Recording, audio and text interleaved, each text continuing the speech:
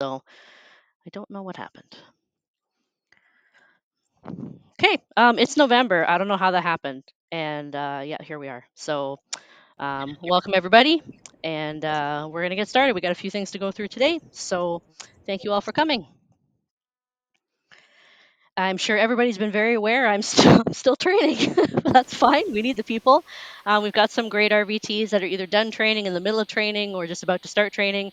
Some of them are here tonight, so feel free to say hello in the chat or come on microphone if you really want to, you know, reach out and say hello, you can. But as usual, everybody's been giving me great feedback that they're just always feeling supported. So I pretty much say it every month because I'm training every month. But we really appreciate you guys stepping up and taking care of the noobs as they gain their feet and their footing in this job. So thank you again, always.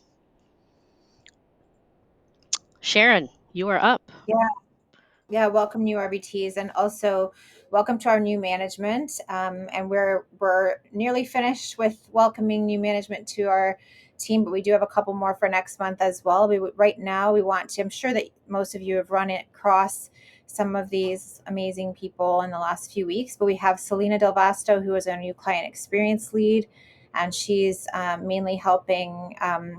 Krista and our whole management team on handling escalations, just the overall client experience, not just when there's a negative interaction, which of course is super helpful to have somebody that's dedicated to this, but also to see what we can do to further increase the value in the client experience. So welcome to Selena.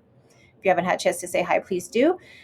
Crystal Romke, our new account manager, she'll be joining Amanda to help manage accounts, particularly out west in BC and Alberta. Welcome to Crystal. And Allison Cupid, our operations manager. Allison will be wearing a number of hats, but primarily her role is to work on the internal operations, making sure that we're doing everything the best way that we possibly can for ourselves and for the clients and for the hospitals. Mary Summers is my new EA, and she's proving so valuable to our whole team with lots of hidden talents as well. We're finding. So yeah, please do take some time to say hello to all of these incredible people if you have the opportunity and haven't already. Sharon, I just want to give a little shout out, not to poo poo any of the other ACAs, but Francis, as I mentioned the other day, was showing Selena tasks, and he said that she was awesome to work with, and I just want to give him a shout out for coaching because coaching's not easy. I know everybody doesn't like to do it, but thank you very much, Francis. I appreciate that, and I know the rest of us do, including Selena, of course. So Like I Yeah, always, I always say for my business, I'm here to help out in any way I can. Francis, that was amazing that you helped out like you did, especially Mhm. on virtually no notice because my message to you didn't get sent. So you had no heads up. I just sort of threw Selena at you. So thank you very much for handling all of that. Oh, it's all good. It all went well. So Excellent. Okay, fantastic. Speaking of Selena, here she is. Okay, go ahead, Sarah.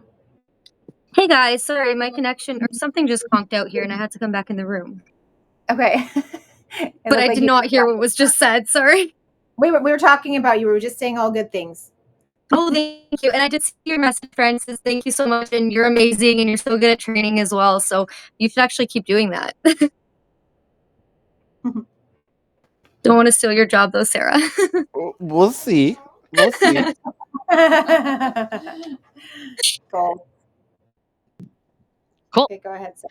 All right. So, as you all know, November schedule is live because obviously it's November. I will say thank you to everybody who has taken more recurring shifts. It would be my dream to not have any open shifts, but I know that's impossible with everybody having other jobs and those kinds of things. But I will say we are looking in great shape for November. So, again, thank you all for claiming what you can. Yes, the December schedule is coming. Yes, the Christmas hours are coming. So, you guys want to keep an eye out for that. I am going to start working on it. I already have started working on it. I anticipate probably middle of next week, if not the beginning of the week after. It just depends on when I get some time to squeeze it in. But please keep putting your unavailability in. As I mentioned, it's super helpful for Lindsay and I to know who's available and who's not, just so we can kind of see how we're doing for RBT numbers and ACA numbers as well. So keep that up, guys. Speaking of Lindsay, she is not here tonight, so she did ask me to take over and do the honors of announcing our Hospital of the Month. It was Val Karen. She did the poll before to help me out. So because I don't know what she does, but she says, "Here you go. If you could do that for me." They were super short staffed and they filled multiple scripts for us.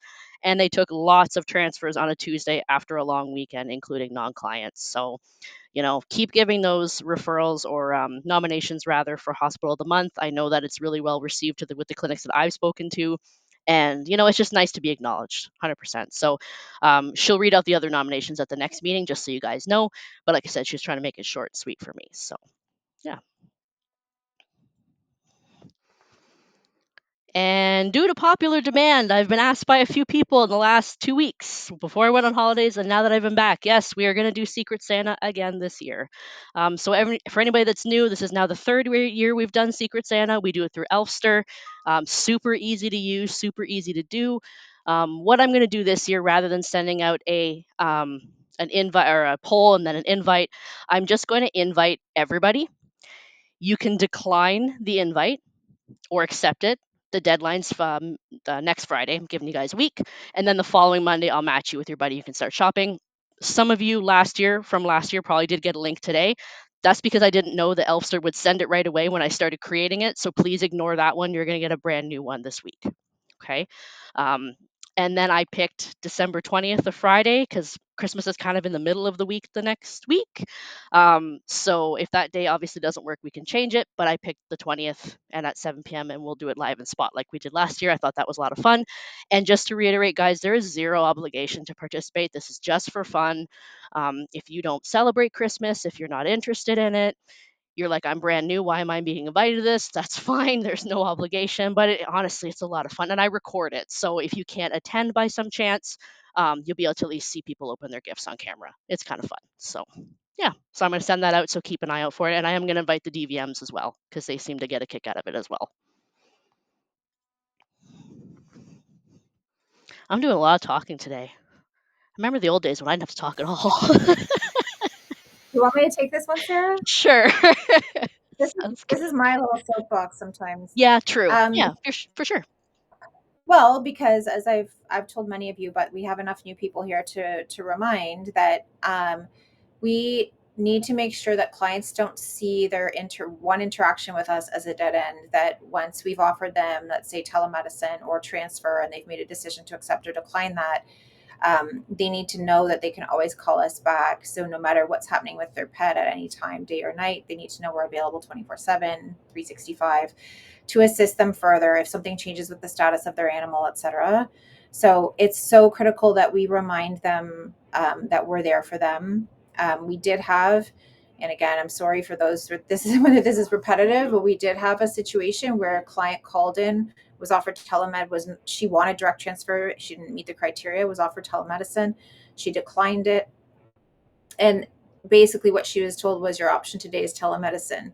There was no indication to her that if something changed with her pet that she could call back. And anyway, subsequently she did end up finding in-person care, and she did end up having surgery for her dog and euthanizing her dog because she did have cancer. But the issue was that she felt she'd exhausted her opportunity with us, and we weren't willing to help any further. And so that resulted in a CBO complaint that we're still dealing with. We did have another client as well who saw us for telemed, was sent to on-call. On-call declined to take her. Pet continued to decline through the night and passed away in the owner's arms. Owner did not realize she could call us back, and we could further update the on-call clinician. So guys, these are opportunities that we have to really help people and to offer them a lifeline that we've failed at a couple times. So we just really need to make sure that we're always being clear about that. I will say that both of those scenarios happened some time ago, which is I'm hoping that's a sign that we are making a lot of effort to let them know that we're here for them. But we really have to make sure that we're telling them on every single call, whether they're accepting our offer for telemed or transfer, or whether they're declining, that they can always call us back. Okay, and these situations that Sarah's mentioning here too, about financial constraints, they may be able to fix things, who knows, transportation or worsening condition, which certainly happens. So I won't further belabor the point, but just to bring it top of mind again. Create compounding for exotics. We're going to revisit this also with our DVM team in our DVM meeting. But please remember that they're there. They're there to compound anything that needs to be compounded, but particularly for our little exotics that need very small doses of things. So even though it can take a day or two to have medication delivered to the client, in many cases that's preferable to the other options. Shipping from Nelson, for example, which can take even longer. So please consider that as an option, and it is right there in the platform for you to select create compounding if you feel it's appropriate. Can I jump in with a point here? Yes, please. Cool. So for exotics, and knowing that some consults have like multiple hamsters, or is that a guinea pig? I don't know. You guys know, but I don't know. You can now add multiple add-ons per consult. You might have noticed. So you can add like 3 prescription add-ons for a single consult, just by using the plus and minus buttons that were added recently. So yeah, if there's any feedback around that too, just please let me know, and we can revise it to better suit. Perfect. Thank you, Jared. Good point. Create compounding is closed on weekends. Can we also then please remind our DVMs that create is an option, particularly those who might not be on all the time. They may not remember that. So if we can remind them, it might make life easier. Sabina, are we doing multiple RX fees now per patient? No. When we have multiple PetSmart pets on one consult or pets from one litter, then we would potentially do that. But if we're doing 3 prescriptions for one animal, as would be the typical scenario, no, it's just the way we've always done it with one script fee. Lisa, what do you mean? What does that add-on mean? Oh, okay, I see. You're asking a different question, essentially. Okay. I just wanted to give a quick update to the file upload links, guys. When you are instructing clients on sending photos either through the call log or the consult upload links, the ones you text to them, please have the client take the photos first, then click the link. The reason for this is if you have them take the photo, click the link, then take the photo, and they take subsequent photos, it will replace the original photo. Unless, Jared, you fixed it. I see your hand rising. I'll stay quiet until you finish your point. Okay. No, it's not fixed. Okay. It's This is just something I found through trial and error. So I've changed the SOP as well to just say tell client to take photo, then click link, then upload. So that's the blanket statement I am creating now. Okay, and go ahead, so Jared. please follow that guidance for now Okay. until we can properly fix the core issue there, which we're working on. Just to piggyback on this point again for something else, we had an instance where through the chat message that also sends as an SMS, somebody responded to that with a photo from their phone. So they're texting the photo to our chat, and then that sent a multi-megabyte file into the chat messages, which was confusing, and it kind of froze up everything in that consult until I had to go into the database and delete that MMS image from the chat. And it also was this big giant paragraph of scrolling text that made no sense. But anyway, sorry, I'm dancing around the point. What I'm trying to say is that we have put a fix on that. So anytime if a client responds to one of our SMSs with an image, it'll automatically decline that from going into the chat from now on when we push this live, which will be shortly. And it will then send them in return the file upload link so that they can then upload the image in the right place rather than getting confused and thinking they sent it to us. And in fact, we didn't receive it in the right way. Just wanted to cover that. Cool. Let me know when that's live, and I'll make sure that SOPs are all good and updated. Okay. Portal updates. Speaking Jared? of, It's Jared again. well, no, it's me. Mind. I mean, he can do them if he wants, but this is something that I've wanted for a little while. I just realized this is spelled wrong, but I think it's actually been fixed. It's an old screenshot. So we now have reasons for flagging a client. I don't know if you guys remember, there's only been one reason, that's just aggressive client. Well, now we have outstanding payment and opted out communications, and then other. You make a note, and it will actually come up and look like this. So if you see anybody with this, it will come up in your call log as well, to let you know that the outstanding payment is I've been chasing them in accounts receivable and they never paid us for whatever service, whether it was a prescription fee, PPH, whatever. And then obviously the aggressive is pretty self-explanatory. So you won't see a ton of these yet. I've only added a few. Yeah. Client, aggressive client, Dawn. Good question though. This is the add-on multiplier.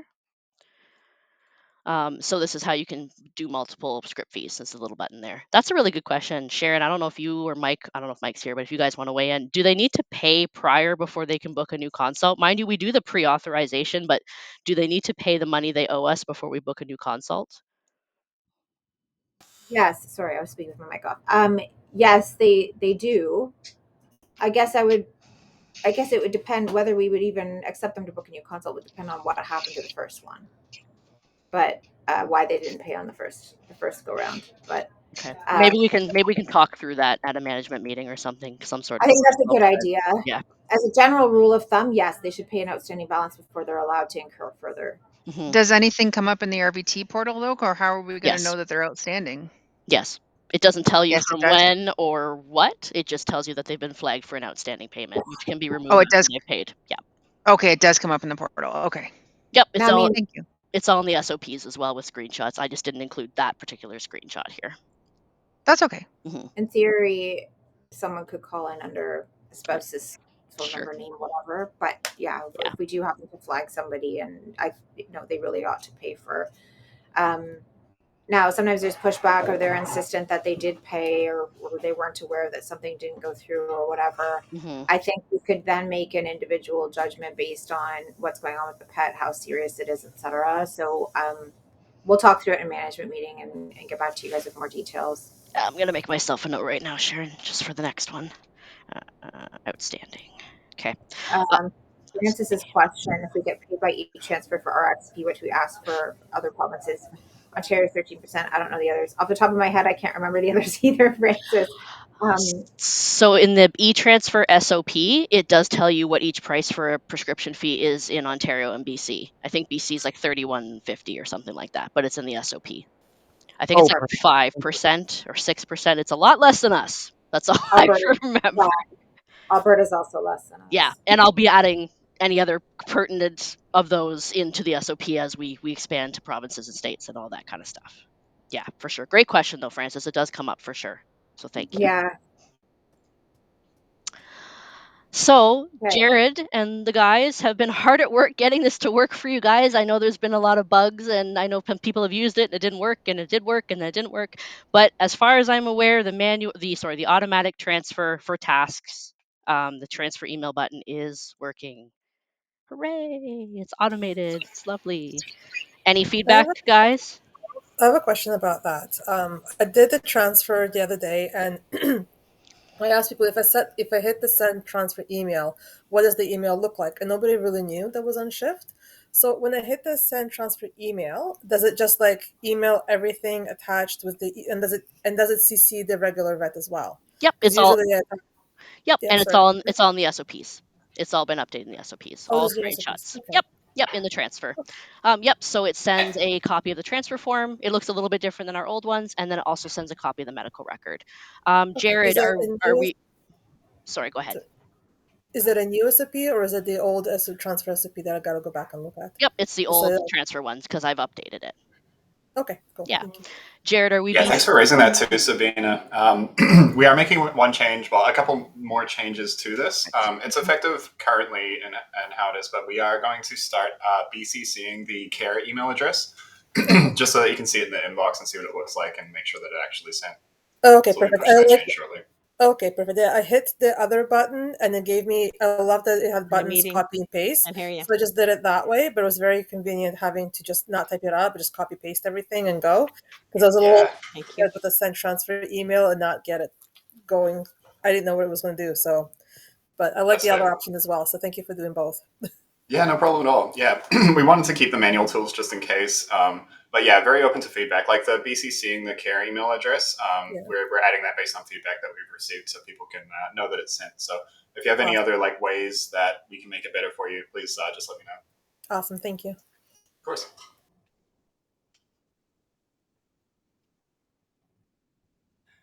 That's a really good point, Morgan. I like that. Can everybody, if you put in your notes, when you send the transfer form via the portal versus via manually, is that okay if everybody's so comfortable doing that when you say sent transfer? So then if I don't know what that means. so when you make your task comments notes, instead of just writing set email transfer, write set email transfer via portal or emailed manually, depending on which one you did. E-transfer? When you're emailing the transfer form, like when you're doing a There transfer you go. task. There you go. You said e-transfer. I'm okay. Thank you. Okay, no problem. Yeah, I think that's great to kind of keep track of it. This is new as well. I noticed it during training. This is the facilitate the transfer screen. Now you have a little checkbox. You're welcome, guys. It shows you show hospitals only open now, which we didn't have before, which could be kind of wasting some time if you have some ERs like when LRV is closed.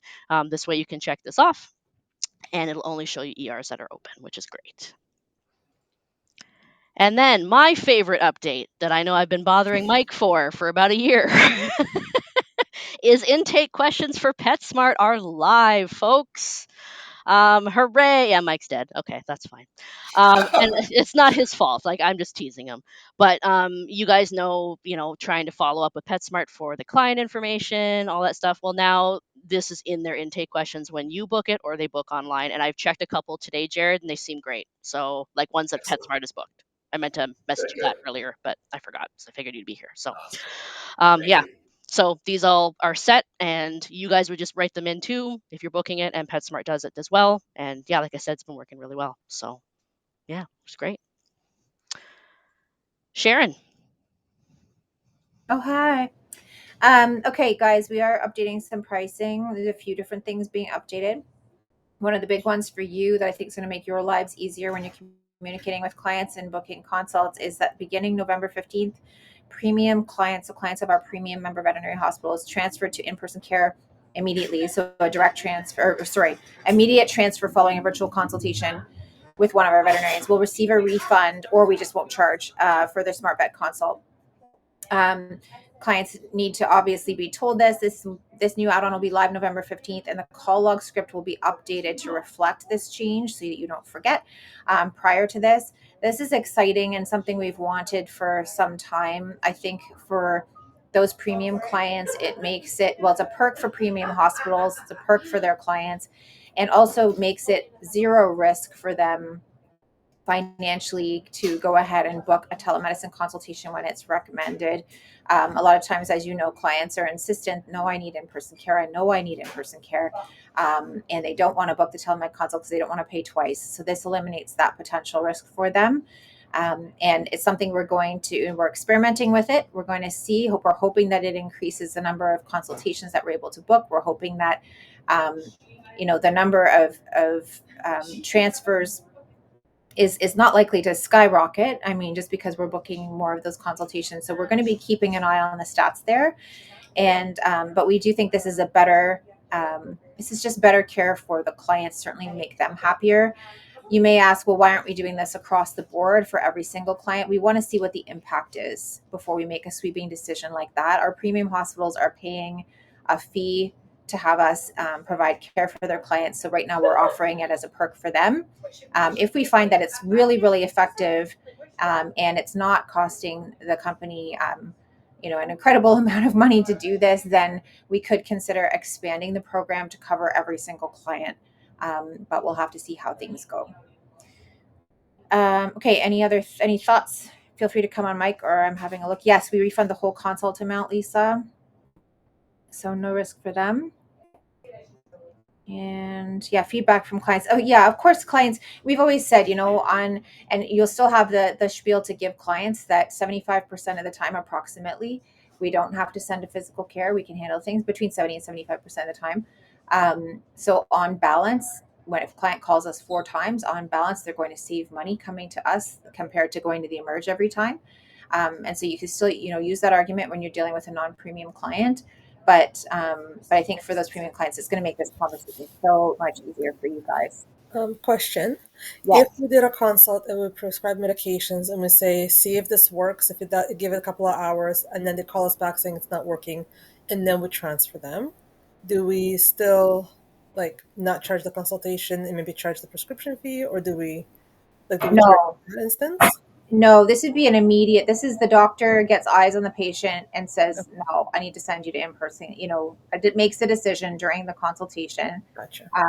that this patient needs to go for in-person. If they're not convinced of that and they decide to try some medication first, we'll see. There are going to be different scenarios that pop up, and you guys are going to come to us and say, hey, I see one here in the chat right now that I'll address in a second. But different things are going to come up, and we may change the protocol as we go. But for now, we're going to keep it very simple. If the veterinarian decides during the consultation that a transfer task is needed, that client isn't paying. We may come up with some other kind of staggered things that we do as well, but that's what we have for now. Okay, perfect. Thank you so much. Yeah, no problem. So what if on-call declines to see them? How do we track that? And then we have more follow-up. Well, I'm assuming in most cases, Shauna, then if on-call declines to see them, we're going to proceed with some form of treatment, more than likely. And then perhaps they're going to their vet the next day. In that case, they would then they would pay for the consult. And I recognize they might be upset with us if on-call declines to see them, but I mean that happens anyway. We have to manage that the best that we can. Sarah, what do you mean there by the rules of the old transfer discount still apply? Oh, the rules surrounding when they can have the transfer You got it. discount. Yeah, Yes. not 9 hours later. Yeah, exactly. Yeah, Yeah. sorry. I thought for a second that you were applying the old transfer discount plus a full refund. I was Absolutely. like, wait. I'm just giving away every dollar SmartVet has because I'm just a You generous can't person. profit. Yeah. So how long will it take for the pre-auth to be reversed? My understanding was that it's not holding. Is it holding the full consult fee?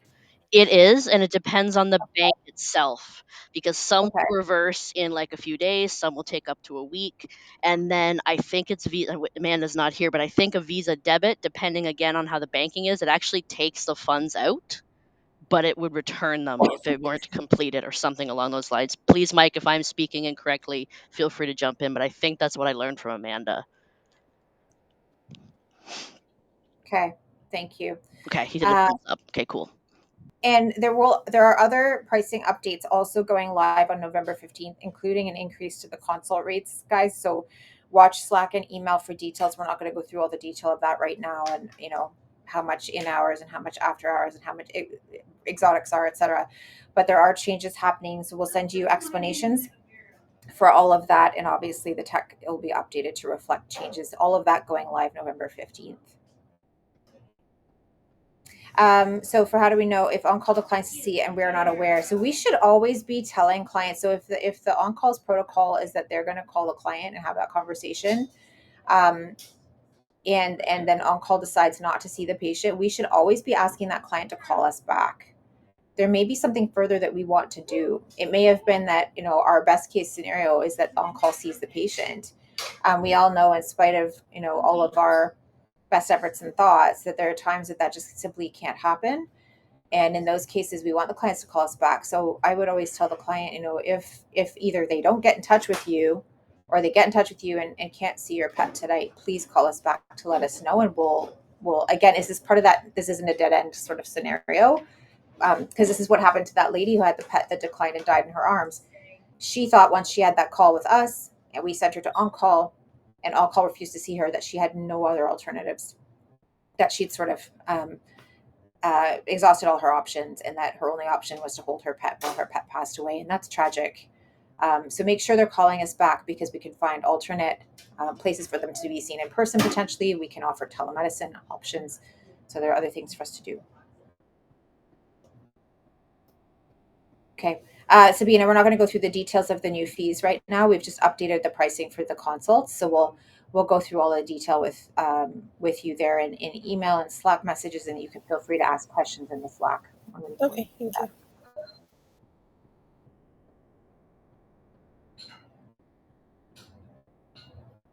Shauna, can you clarify what you mean here? Yeah, I'll just come on mic. It'll be easier. Yeah.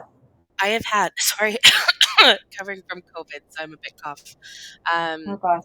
So I've had clients before that have had a consultant say, yeah, we're going to transfer you to on-call. And it's like, hey, go to on-call. So-and-so will be calling you. If you don't hear from them, please call us back.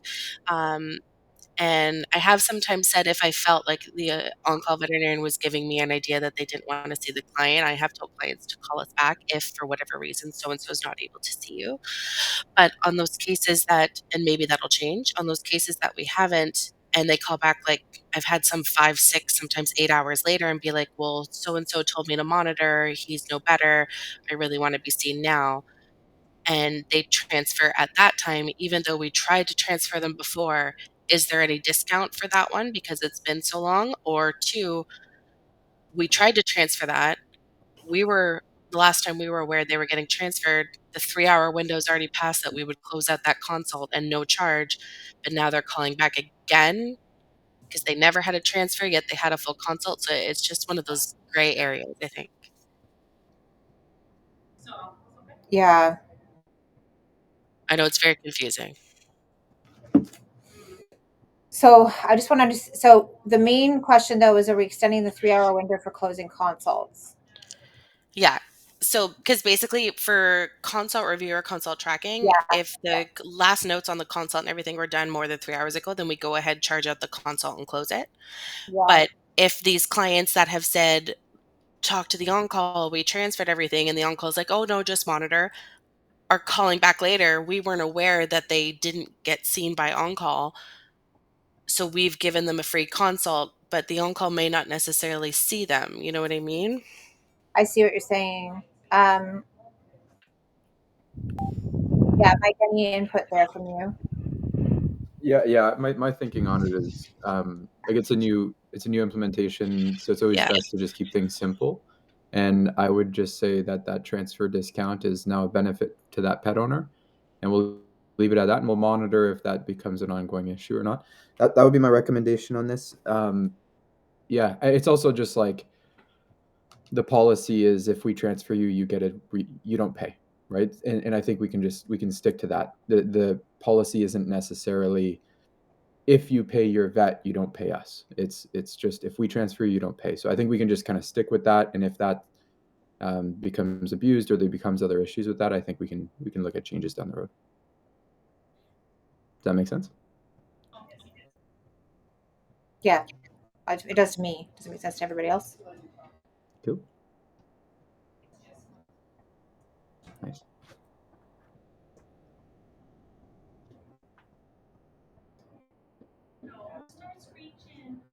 Okay, Alberta launch. I think most of you have heard this at this point, but Alberta is launching December 1st. We're currently in the process of getting our ducks in a row with the technology, with the DVM hires and cross licensing, and with the RBTs. Those of you who were wanting to register in Alberta will hear from us very soon. And of course, it's your choice, it's your option.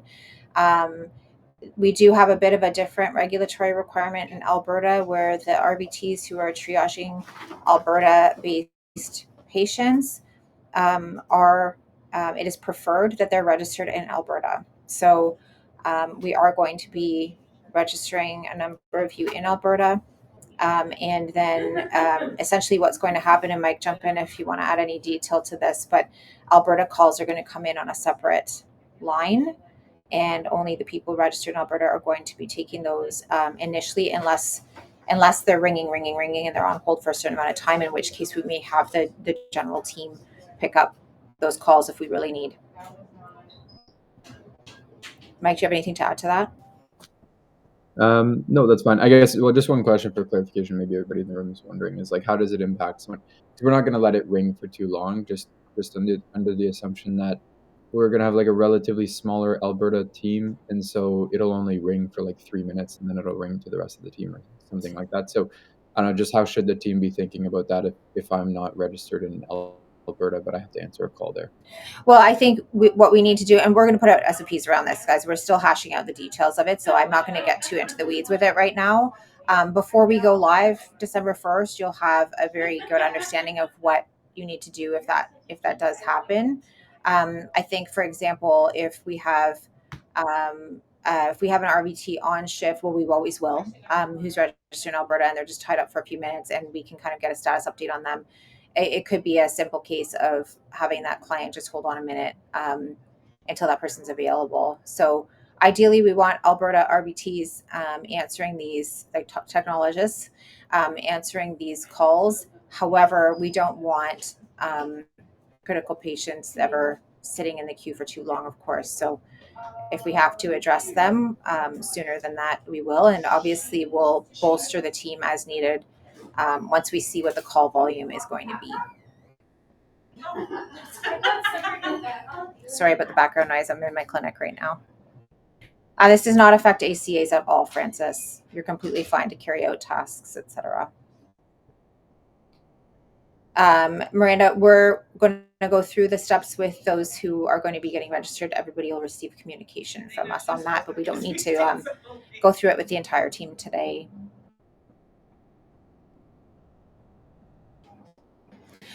Large animal calls, no, it does not apply, as you're not triaging those. It's more that we're just passing the calls through. So it's for those individuals who are getting into triage scenarios where they're making decisions for the pet. Sharon, can I ask, you said for those RVTs that want to be registered in Alberta, was there like a poll or anything put out that I missed, or is there? No. Sorry, I think I may have misspoken. We're selecting the RVTs that we would like to have registered, and we're putting that out to that list of people. But I wanted to just reinforce to the group that if you receive an email indicating that we'd like you to register, you don't have to. It's voluntary. So we can have communication around that. So that's what I meant. I got it. Okay, so management's picking the team. Got it. Okay. No, that's perfect. Exactly. Thank you. Yeah, no worries. We're looking right now just at the schedule and making sure we always have some coverage without over leveraging ourselves and having too much coverage on at any given time.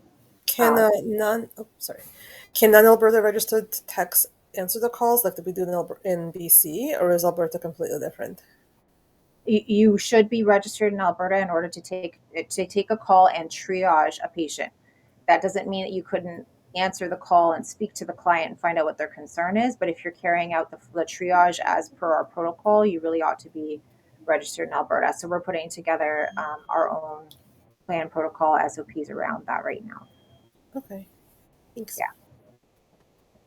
Yeah. Those emails have not gone out yet, Bonnie. Is there any more pizza left? From Sarah in the chat. Thanks. I just had a question about notice boards, and I keep thinking as we add all these clinics that they all have this individual request that we want to cater to so we can do a good job for them. I'm wondering if we could tidy up the notice boards a little bit with that information so it's easier to look at. So I don't know if there could be boxes, for instance, like a box where you put your requests about what species, and a box for how you want us to contact your backup number, something so that when we're reading them, all the information on a particular topic is in the same place. Is that making sense? Yep, it's on the backlog for the dev team, Bonnie. It's been there for a little bit. There's a few things that are taking priority right now, but I'm guessing probably 2025 will have it. Yeah, we have a whole plan out that Amanda put together. For now, we're going to try to organize them. I'm going to see if Amanda and Crystal can start organizing some notice boards, at least manually for now. Bridget came up with kind of the format of some of it. We kind of made some tweaks, but it is in the backlog. Unfortunately, we haven't got there yet, but it's coming. Okay, thanks. Mm-hmm. I'm just going to say that I'm really demanding with Jared, so it's my fault. I'll take the blame on Jared. Got me laughing. And it's true. It's all true. I mean, same. Let's be real here. If anybody bothers Jared more than Amy and I don't know who it is. So I feel like we all just want him to do everything 24/7 for Jared. this We should is just clone him, have 5 of him. this is why Mike hired Jared, because he doesn't want to be that guy anymore. Because Mike is seeing everyone. I'm just gonna set an auto response on all of my communication platforms that just says it's coming. Nice. Great.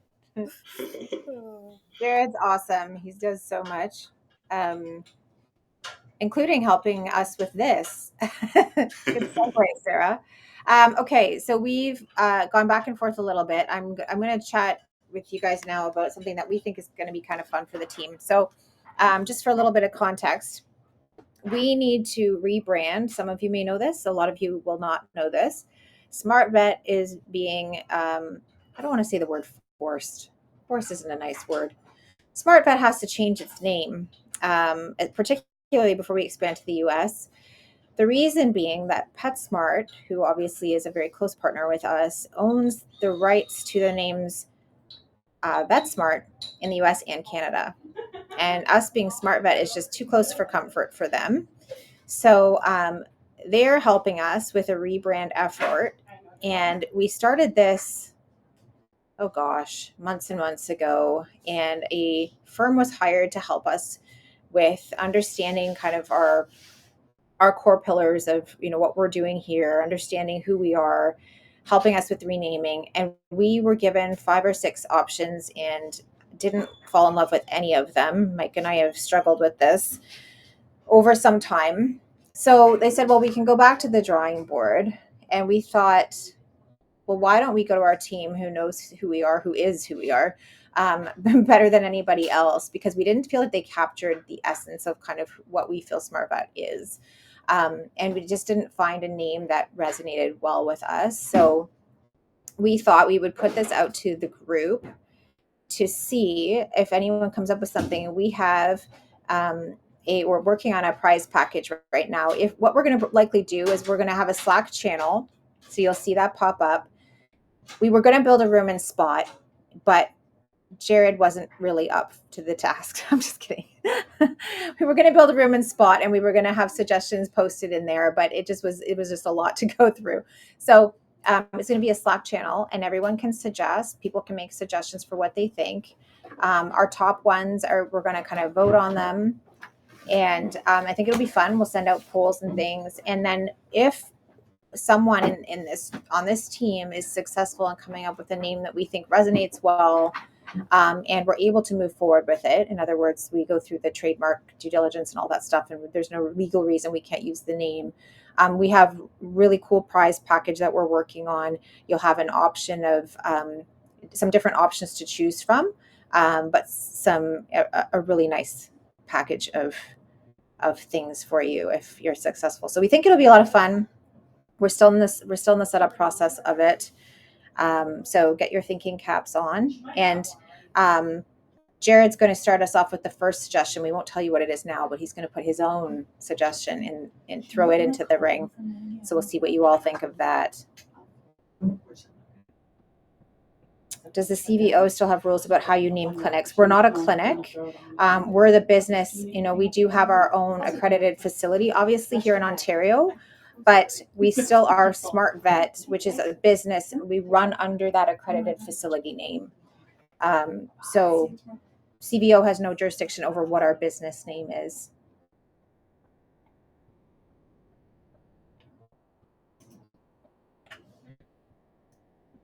So as I say, we'll put that out into a Slack channel. We'll put the kind of parameters around it as well in there with a sample suggestion for you to look at. And I think what we could also do is share a little bit of our kind of brand identity stuff that the firm came up with for us, because it was cool to see. And you can sort of work off of that. If it's meant to be a fun exercise and nobody has to participate in it, but we'll also post our prize package options, and you can give it a whirl if you want to. What are the 5 names you did not like? Mike, do you think we can share a couple of those? Yeah, I can find them and put them in the chat there. Well, I know one. I'll throw one in here. And we did not come up with these, so do not laugh at us. It was not our fault. It's the memorable one for me. That's the one that sticks in mind. Tailwind, yeah, that's not Jared's suggestion. Tailwind was their suggestion. And when we sent that out, I know that the feedback we had from one person who's in graphic design and marketing was, that sounds really farty when you're dealing with dogs. So If we Tailwind, just did birds, it would be perfect. exactly. Yeah. Yeah, Vetopia, Fruitopia, Dogtopia, like it didn't make sense for us to. Yes, you're right, Jackie. We thought the same thing. It was kind of whimsical and cute initially, but yeah, vet park and pet park, didn't love that either. And the thing is that we weren't even in love with Smart Vet. When we started Smart Vet, we didn't even quite know where we were headed with it. It just sort of, our co-founder came up with the name. We didn't really have any sort of identity or an idea of what we were doing. So we didn't build it off of that, but we've gotten attached to it as we've gone forward. Obviously, people in Canada generally, a lot of people do know who we are. In the US, when we expand to the US, it's not going to be a big loss to us to lose the name Smart Vet because people generally don't know who we are down there. Thanks, Sarah Amaral. Great suggestion. Yes, Lisa, we'll make the Slack channel. We'll get everybody, we'll get some momentum going with it and let you guys know what the prizes are. But after spending months working with this firm, and these are the things they came up with, we were sort of a little disappointed and thought, maybe our team of very talented people could come up with something better. IntelliVet was something, Mike, was that one of them? I think Yeah, IntelliVet, it was one of them. That's right. Yeah. Yeah. Oh shoot, there was another one. The one with the cape. I can't find this presentation. It's under it should be in your inbox under naming presentation. There was a weird one. Oh, Buddy Ship. I'm gonna write this in here because it was really weird. Buddy Ship. Yeah, that one's pretty obscure, right? Yeah. TeleVet, we already have one in the States and one in Canada. Well, Tell My Vet, I think it's called. Vet 911, we were running with that one, Nancy, because it said the most about who we are, and we already own the URL for that. But the firm we were working with had a lot of big issues with it. There is at least one state where you can't use 911 in a name. So it's illegal to do that. And then also they're worried about the people thinking about 9/11, about it bringing up those thoughts for people, and it pigeonholing us into only emerge work. So there were a few concerns with it. They really didn't like it. Maybe they didn't like it partially because we came up with it and they didn't. I don't know. I was talking to my wife about it, and we were like spitballing some ideas, and she liked the idea of like, because we're a 24/7 service, the idea of like an owl, like a wise owl, was like good imagery, and we were coming up with like silly names, and we got to Hootie Call. You actually need to put that one in as a suggestion. That's the one. That's the one. Hooters is a viable business, so, we can streamline to that. I think more importantly, everyone's just disappointed that Jared's not single. That's hilarious. Sorry. Mike, did you put in ZipVet, or did someone actually suggest a name that came out for our branding? That came out of the branding. I looked up the email. ZipVet Okay, was the last one we were missing. Is that the last one? I don't know how you have the email and I don't. I can't find this thing. Anyways. Well, clearly I'm more involved in the decision process than you are, so Yeah, that's why I have the email. Mike, you probably erased it in a bit of frustration. Probably. I did text Sharon. I'm like, these all sound like mobile games from the 2000s. Yeah. That's true. I'm not even going to tell you guys what the firm costs, but anyway, we're starting over. And so what we've told them, we're still using them. We're going to try and come up with a name, and then we're going to go back to them and carry on with the rest of the branding piece of things. So that's the idea, because they came to us highly recommended, and I think they've done a lot of great work. I'm not going to lie, I think what we do is a very niche thing, and it's uniquely positioned in the market. And so I think it does take a specific, special understanding of what we do to be able to come up with a great name for it. So, not putting this all on them. I don't want to drag them too much here. You guys have some great ideas, but don't put them here. We're going to do it in Slack, guys. Don't keep giving away all your ideas. Okay. Do we have anything else, Sarah? Oh, yeah. Amy.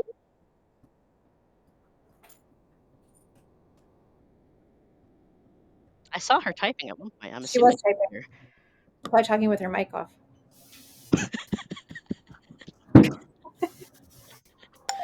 Easy. I'm here. I'm just trying to get my screen share. I love Jared's working on it.com. That's our new business. I'm having a bit of screen share issue. Let me see what we got going on here. Can you guys see my screen now? Yeah. Yep. Okay, perfect. 23 entries this month. Thank you everyone for your extra help and your above average booking percentages. Great work. Shuffle her up a few times.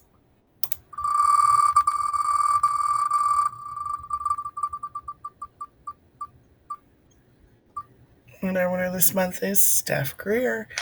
Congratulations, Steph. I'll be in touch. For those who are waiting on cards from me, I have contacted you today. As you can hear, I have spent a good majority of the last 3 weeks quite ill. My apologies. We're glad you're feeling better, Amy. You don't sound so great, but I saw you today and you looked good. So I look better than I sound now. yeah. Yeah. Congrats, Steph. It's awesome. I think Steph's in the other room working hard, so someone to have to follow up with her. Amy, you have to send her a message or something. Someone go poke her. Go Yeah, poke somebody her. go poke her and say, "Hey, you won." Yeah. It's cool. Anybody have any questions? Further thoughts? I don't really have a question, but I don't know if you want to talk about this after, but I worked with a vet today who also works with NSVMA, and I got more information. So I don't know if you want to say it now, or if you want to just hang, or if you have time afterwards for a few minutes about Nova Scotia. Yeah, we have. I think we're meeting with our ACA team right now. But if you want to stick around, Sabina, that'd be fine. Okay, cool. Thank you. Thank you.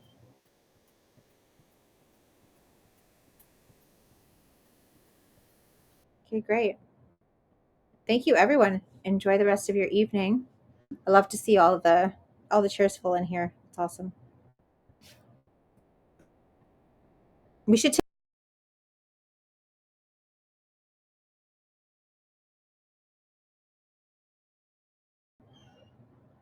Sorry, I didn't mean to leave.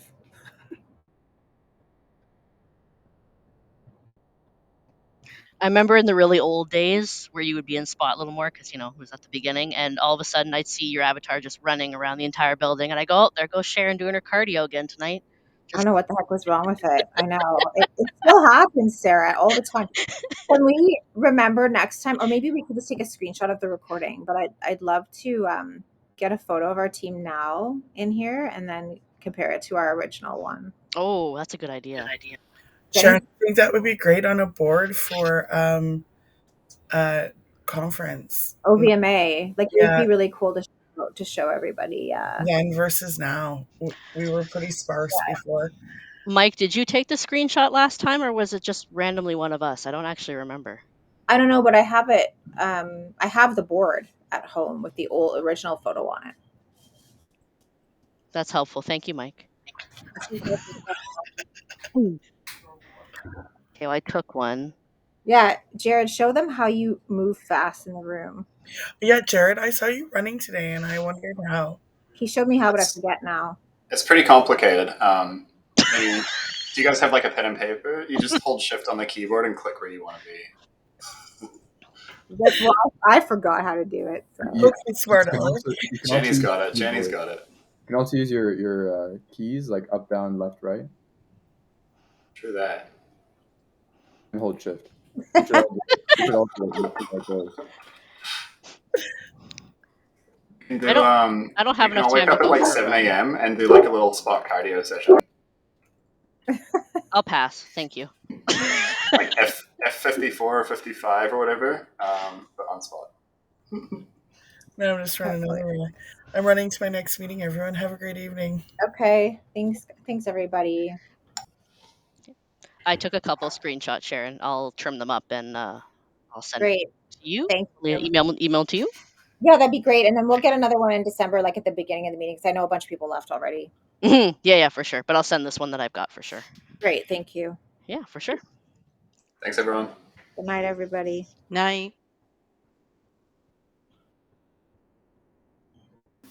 Sharon is here now, okay? Or Yeah, I mean, because we're a little ahead of schedule, so perhaps yes, we can chat quickly now, and then I'll meet with the ACAs afterward. If okay, just a few things. So, yeah, so I was working with this vet today, and she also works with NSVMA, so she only does vet part time. yeah. But I asked her about the whole not being able to prescribe, and she said that the rule has changed. So when they had the vote last year or at some point, you can prescribe. The only thing is, like with a virtual consultation and telemedicine, but they have to have like a follow up. Like she says, it's close to what Alberta has. But So I you have thought to, you sorry. can't. Sorry to interrupt, but you can't establish a VCPR, correct? She said you can. So you can establish a VCPR, and then they have to have a follow up in person, like after the consultation.